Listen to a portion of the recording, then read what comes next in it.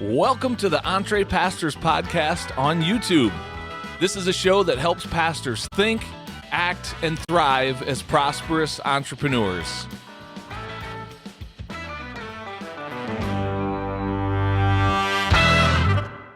Well, hello there, and welcome to the EntrePastors Podcast on YouTube. Hey, my name is Jon Sanders. I'm one of the co-founders of EntrePastors, as well as the co-host of the EntrePastors Podcast. So delighted to have you joining us for this week's episode.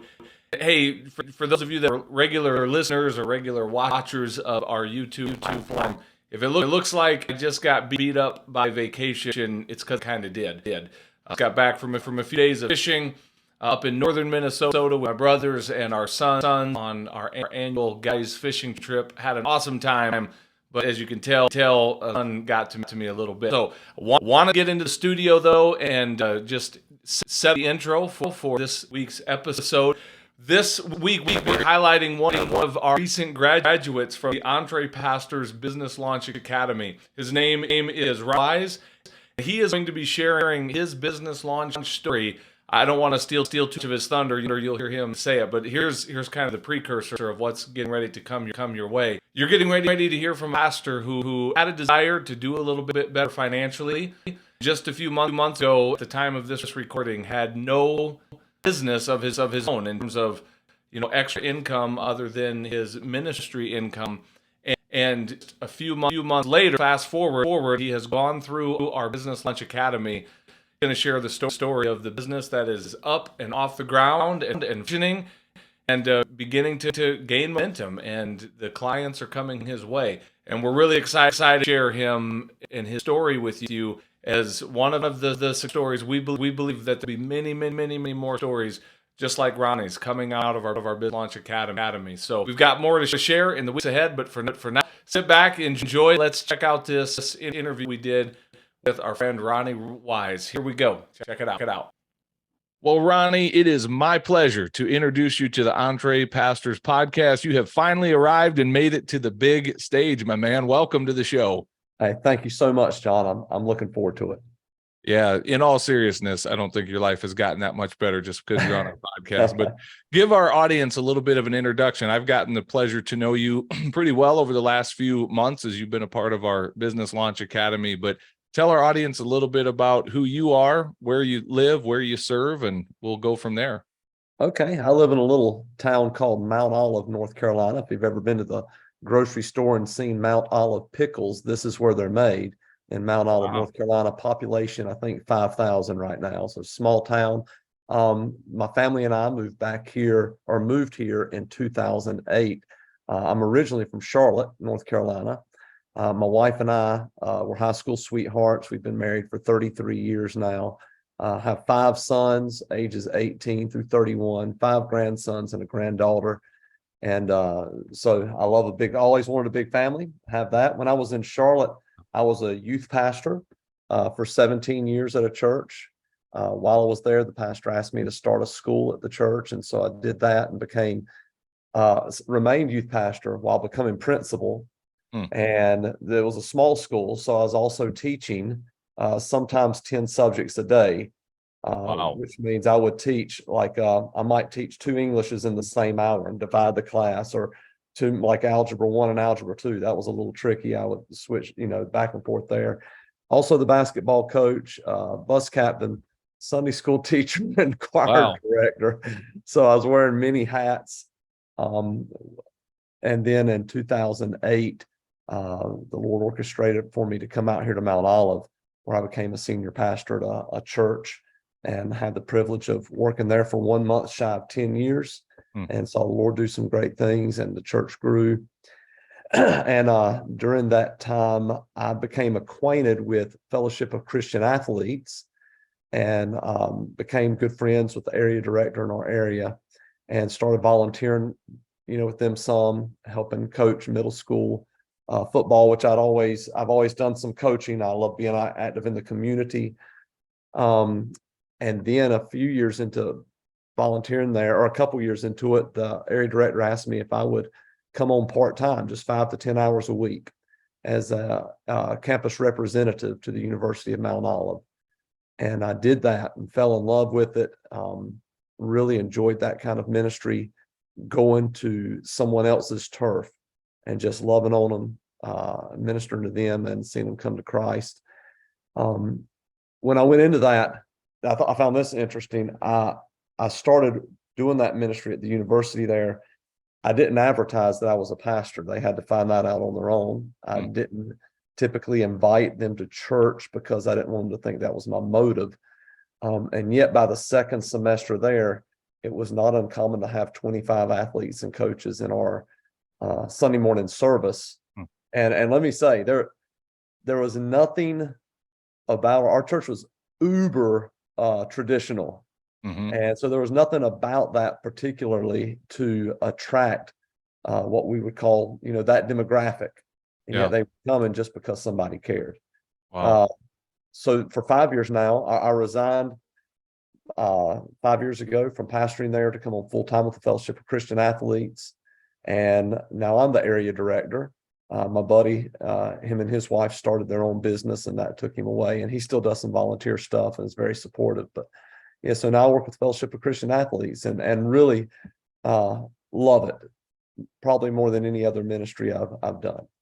Man, so a wide array of ministry experience there in your background. I didn't even know all that about you being the, principal and bus captain and fire director and all those different roles. But I can picture that school though, because there was a short season in my life where I attended a private Christian school that was attached to a church, very much like that, just a small handful of kids, one teacher teaching multiple subjects. So my mind, you kind of took me down memory lane when you described that. But let me ask you this, and you don't have to go too deep into this if there's painful details around this, but when you made that transition away from that, senior pastor role and leaned into more of this full-time missionary role with Fellowship of Christian Athletes, was there something about that was an attractive move, where it's like kind of a move away from the pastorate into a different form of ministry? Was there something there, or was that just, man, this is the next thing that God is putting in front of me? How would you describe that transition for you? That's a great question. It was an exciting transition, but it was also a very scary transition. So for the first 20 years of ministry, I supported a wife and 5 children on at the tops is around $20,000 a year. Wow. Now my needs were met. It didn't work out on paper, but we weren't starving. That was first 17 years. When I came here, the salary didn't change much because the church only had about 80 people when I came. But the thing that did make it better, they had a parsonage, so I lived there. Didn't have to pay a mortgage or rent. They gave me a car to drive, so that was, a benefit. And then as the church grew, we grew up to over 200 people, and my salary had finally become, though it wasn't extravagant, it was a living wage. We could make ends meet, but I was in some debt, and I thought, man, I don't know if I'll ever be able to get out of this debt. So things were going well. When I was first approached with the opportunity of coming on full time, I told them, nah, I'm enjoying just doing it part time, volunteering, pastoring. But things began to change, and I knew, hey, I have this security. First time in ministry, I have a sense of security, and coming on with FCA, I'm going to have to raise my own support. Now I'm terrible at that. But my wife and I wrestled with that in prayer about 6 months, and we both came to the conclusion, hey, this is something God is orchestrating. And so I told the Lord, hey, look, I'm not fighting you. Done that before, and that didn't work out well. I'll do this and be excited about it. But you know how I am with the fundraising part, so I'm going to need you to do that for me. And I pulled the trigger, not knowing, not fully supported. Our local board here came on with about 50%. They came on strong, 50% of what I need. But then I was like, well, okay, that's still not quite a living wage. But then I got to see God do some incredible miracles, raising that support. Hmm. Even to the point that now I'm able to help some of my staff members some, and I'm helping to raise some of their support. Yeah. So The reason I ask is because I just find from my own story, first and foremost, I mean, I have lived through several major transitions in my pastoral career, and I know all of the mental weight and baggage I had to deal with. And then as I grew up in a pastor's home, and as I have coached and spent so much time with pastors, I find like this is certainly not applicable to all pastors, but there's a good chunk of pastors who in many ways feel trapped. Maybe they want out deep down in their heart of hearts, they really would like to do something different, or pivot into a new season of ministry that looks a little different, but there's so much weight around it. Or sometimes they run from something, it's like it's so painful where I'm at, I'll take anything, give me whatever. So I'm just curious what your story was there with that. And it is interesting, you went from quote unquote financial security in a somewhat secure pastoral role to back to that somewhat entrepreneurial, I've got to go out and raise my own support. I mean, entrepreneurs do that all the time, just it looks a little different. So that's interesting.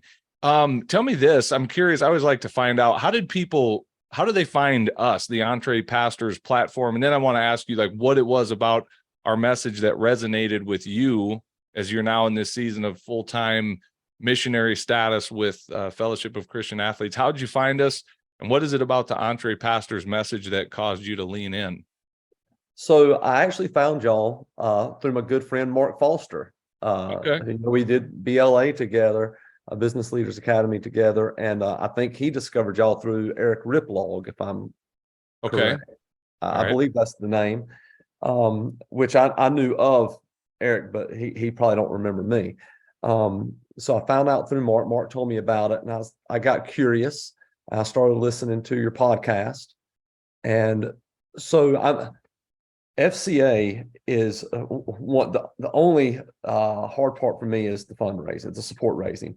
But that being said, God's done a great job with that, and so financially, I'm doing decent. I'm able to make better than just a living wage. We are actually able to.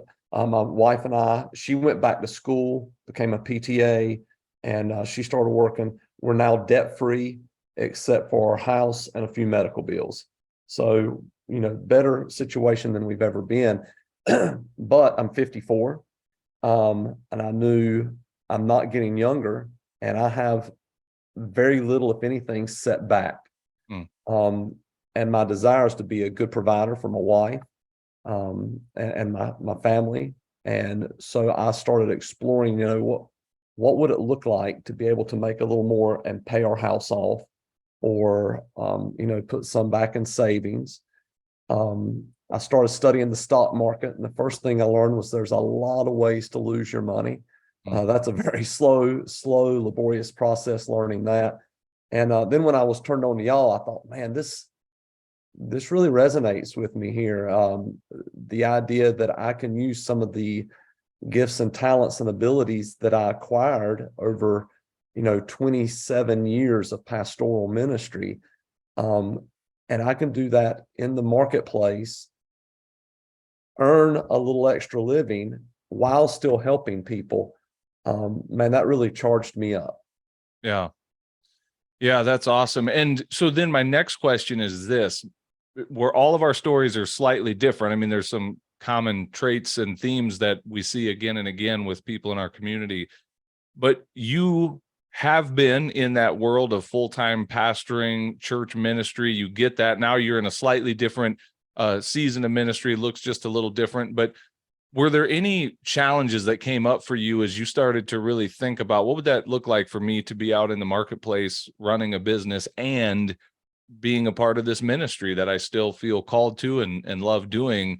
Was there any like limiting beliefs that you bumped into, or baggage, or narratives? Did you hear voices in your head? Not like literal voices, but was Gladys talking to you in the back of your mind somewhere? Or was it a fairly easy thought process for you to go, no, I can see that, and I want to take action and move on it? How did that go for you? Yeah, so that was a struggle. The thought of all these things I had done extra outside of pastoring for totally free, putting a price tag on that. There's a little bit of I hear a lot now about imposter syndrome of, Ronnie, who do you think you are to be able to do that even? And then to actually tell someone, yeah, I can give you my time and help you. Here's how much it'll cost. That was, that may have been my largest hurdle.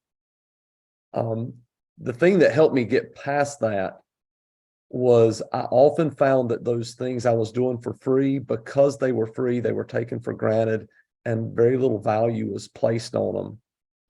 I'll take premarital counseling, for instance. One of my requirements, if I was to officiate a wedding, was they had to come do some sessions of premarital counseling, and I did it for free. And because of that, there was no value attached to it. It was just a box for them to check off. So then the thought of attaching a price to it, bringing value, them being more engaged, and me actually being able to help them, that's kind of helped me get past, not completely, but for the most part, that idea that almost that guilt for putting a price tag on it. Well, I appreciate you being transparent to say, look, I'm still not totally there, because I think the more we can just talk about this stuff and put it out there, that these are real. Well, they're real perceptions. I don't know that the hurdles themselves are actually that real. I think once we start working through them, we realize most of those barriers are self-imposed. And the good news about that is, if they're self-imposed, they can be self-destructed as well. We can tear them down. But yeah, I'm glad you're just acknowledging, like, you're not totally out of the woods yet. Neither am I, by the way. Like that imposter syndrome you speak of, that sometimes that feeling of like, man, I used to just give all this away for nothing and not charge anything for it. Those thoughts still come back. I've gotten much better with, managing those narratives and those voices. But the more we can just talk about it, I think it helps people, see themselves in our stories. So I'm thankful for you sharing that. Well, tell me this: when you heard about Business Launch Academy, did you already know kind of what it was you wanted to do in the marketplace if you were to launch something? And as you answer that, feel free to tell us what business are you launching? What is it that you're working on right now? Okay, so yeah, I had an idea just from listening to y'all's podcast, and Mark and I had been talking the idea of coaching, launching a coaching business. I have a background in that through, being a pastor, youth pastor.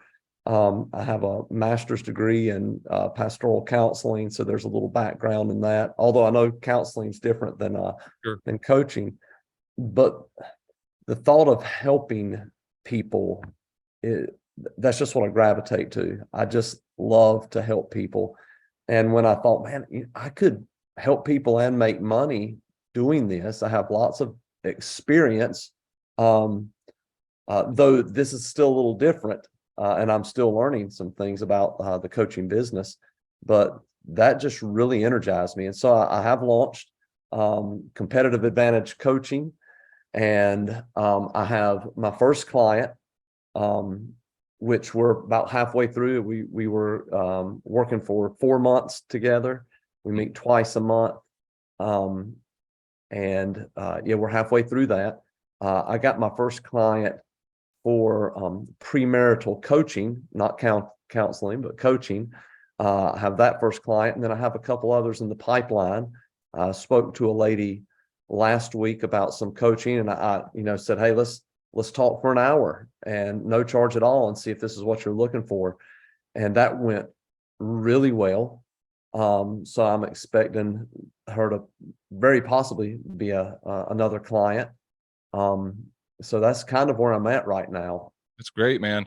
So I want to tie that in a little bit to Business Launch Academy, because I know, as we said, we interviewed Mark Foster recently. He's one of your buddies that went through Business Launch Academy with you. And we made it clear in that interview, I don't know which one of these we'll share first. We'll flip a coin or something. But we made it clear in that interview as well, like, Jon and Les are not the hero of this story. Like, you are. You're the one who took action. You're the one who made the investment, who stepped into this. And it is uncomfortable. And there is an investment. There's a charge for that. And there's no guarantee necessarily that you're going to see a ROI on that. We want that for you. We want to see you get a 10x or a 100x return on that investment. But the hero is you. I mean, you're the one who stepped into the story. So I don't want to like take credit for what you've done, but I do want to connect the dots just to ask you the question this way, and you can take it any direction you want. What was some of the insights that you had as a result of going through Business Launch Academy, or maybe what was a big takeaway or an unlock or something that you would say, man, this really helped move the needle for me that I got as a result of being a part of this Business Launch Academy? Oh man. So look, if I'm not the hero of the story, or if you're not the hero of the story, y'all are at least the radioactive spider that bit me and Sweet. gave I'll me the take that. powers. You know what I mean? Because Take I it. had no idea where to start. I mean, and for me, usually that startup is the first thing, or the most difficult thing, just knowing how to get started. Once I get started, I'm not gonna say it becomes easy, but it becomes easier.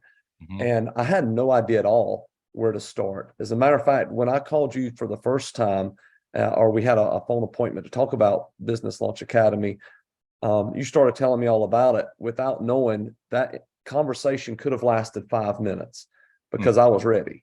Hmm. And so when you were done, you said, "You have any questions?" And I don't know if you remember that. I said, "No. How do I pay? How much is it?"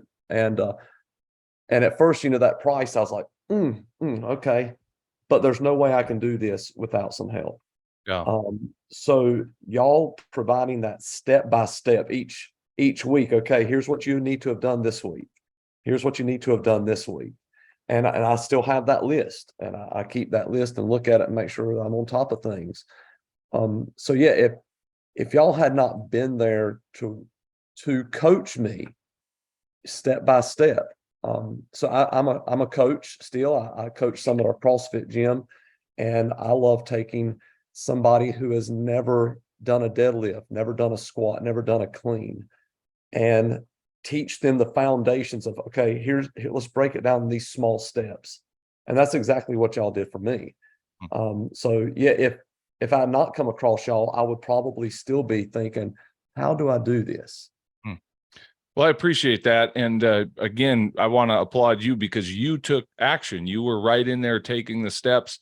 And all we can do is guide you, walk beside you as you do it. But ultimately, it requires you to do the work, and you did it. You jumped into it. And as a result, you have paying clients that you did not have. You have a legitimate business, a legal LLC that is up and running today that did not exist just a few months ago. And you're well on your way to establishing more and more paying coaching clients that also doing stuff that you used to do for absolutely nothing, and probably getting that level of value from, kind of the appreciation of the people that you're serving through, like your premarital counseling. How many pastors just go through that because it's expected of us, instead of stopping and thinking, wait a minute, what if I actually offered this service at a professional level, like every other person in the wedding industry who's making bank, except for the one who's legally required to be there, and without their presence, a wedding doesn't actually take place. And yet we do it for free or for just, a drop in the bucket. Anyway, I'll start preaching if I'm not careful. But you took the action, and today you're sitting there. I don't know if you've actually recouped all of your initial investment for Business Launch Academy, but you're well on your way, even if you haven't, with just a few paying coaching clients. Is that a fair statement? I'm only $100 short of fully recouping that.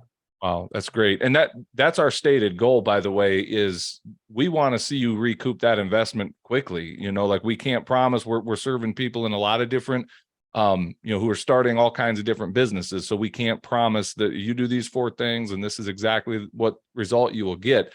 But it's believable that in a short period of time, by taking specific action steps, you can have your business up and functioning, and positive cash flow coming in the door. So we're thrilled with that, man. Like, we're so excited for you. We're proud of you, the work that you've done and put in. I think I want to ask this. I want you to speak, if you would, Ronnie, to that pastor who is where you were just a few months ago. They know they need to do something. They see that window of time just closes a little more each and every day, and they feel all that much less prepared for those later years of life because of all the years of pastoral ministry or whatever that has looked like, where they just haven't been able to address those needs, and they're sitting there going, man, I need to do something. And they don't know what to do. Like, what would you say to encourage them, to nudge them, give them some coaching right now, if you don't mind? What would you say to that pastor that needs a nudge? Well, one of the things I like that I've heard you and Les say often is, if you want to go fast, go alone, but if you want to go far, go with somebody.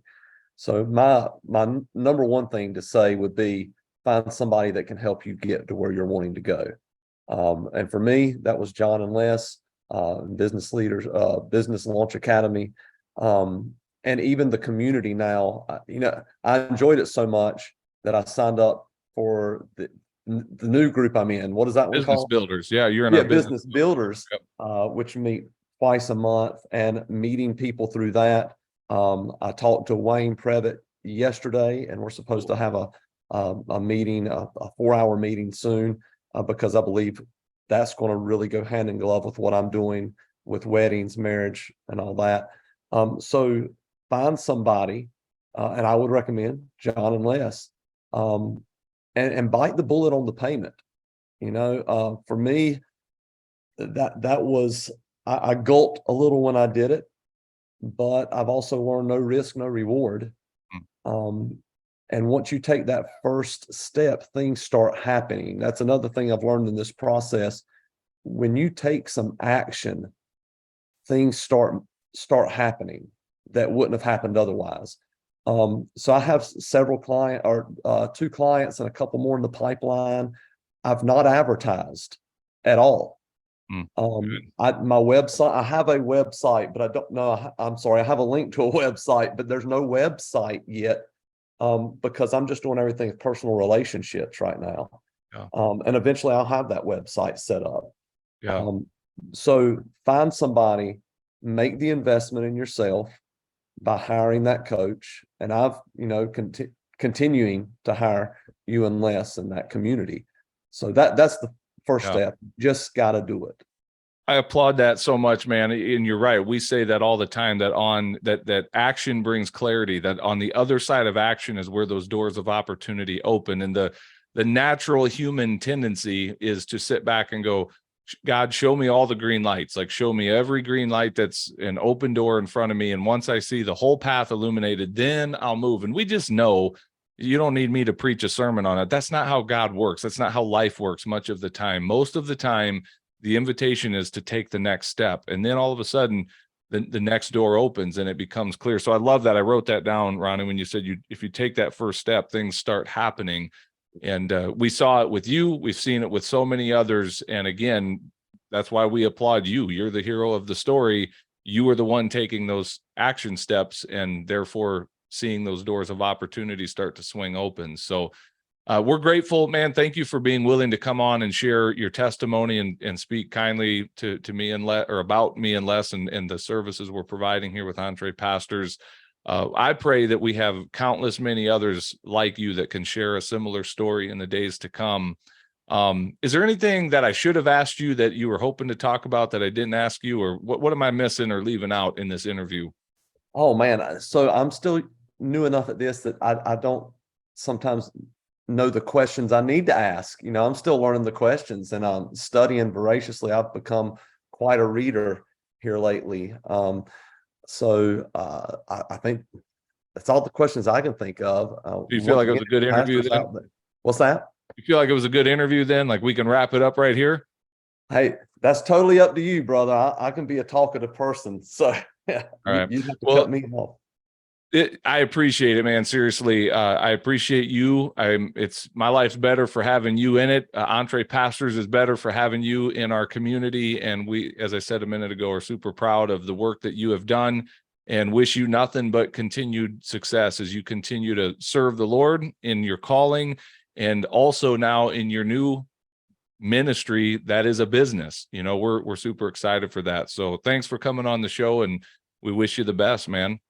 Hey, thank you, Jon. I sure do appreciate that and all that you're doing.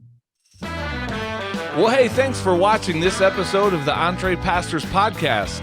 Make sure you hit that subscribe button so you can be notified every time we release a new episode. If you'd like to get connected to other pastors who are learning to think, act, and thrive as prosperous entrepreneurs, then we invite you to check us out on Facebook. Just search for the EntrePastors Connect group, answer a few of our simple questions there, and we'd love to include you in the conversations. And if you're really ready to go to the next level, then we invite you to join our EntrePastors membership community. When you become a monthly subscriber, you will receive access to courses, exclusive community, and coaching that will help you along in your own EntrePastors journey. If there's anything else we can do to serve you, please visit us at EntrePastors.com, and we will do our best to serve you there. God bless everybody. See you soon.